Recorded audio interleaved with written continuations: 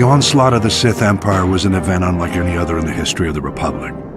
The Sith materialized from nowhere and launched an offensive of colossal proportions. Horrifying reports from the Outer Rim seemed to portend the utter destruction of the Republic. The rapid onset of galaxy-wide terror and panic was part of the Sith Emperor's meticulous calculations. His plan was flawless. Sith battlecruisers first appeared on the fringes of the Tingle Arm. Unaware of the ship's origins, we dispatched a diplomatic convoy with a small starfighter escort. The Emperor wanted us to witness the full might of his forces before he attacked. The diplomats had just enough time to transmit images back. Then they were annihilated. Immediately thereafter, the Sith began a full assault on the Republic allies in the Aparo sector, which fell before the Republic fleet even arrived. Then our allies turned on us.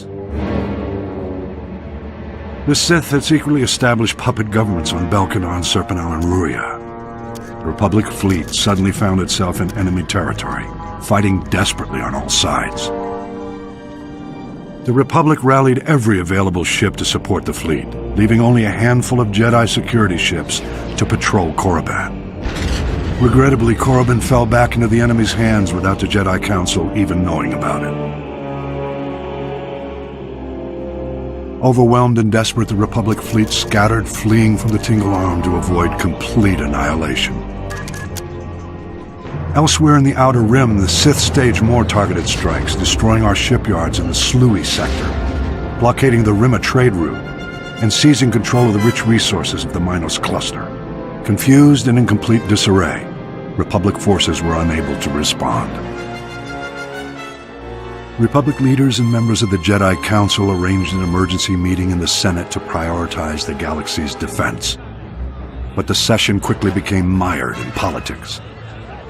Irate senators stormed out in protest over decisions which left their representative sectors exposed to attack. Many of the Republic's diplomatic allies refused military support for the greater cause. It was every system for itself. This was perhaps the greatest genius of the Emperor's plot. He had turned the Republic against itself. While the Republic played politics, the Emperor used the time to reconfigure his forces for the long push into the galactic core. All might have been lost in those early years had individual Jedi Masters and Republic military leaders waited for the Senate's orders. By taking matters into their own hands, they managed to slow the Empire's advances.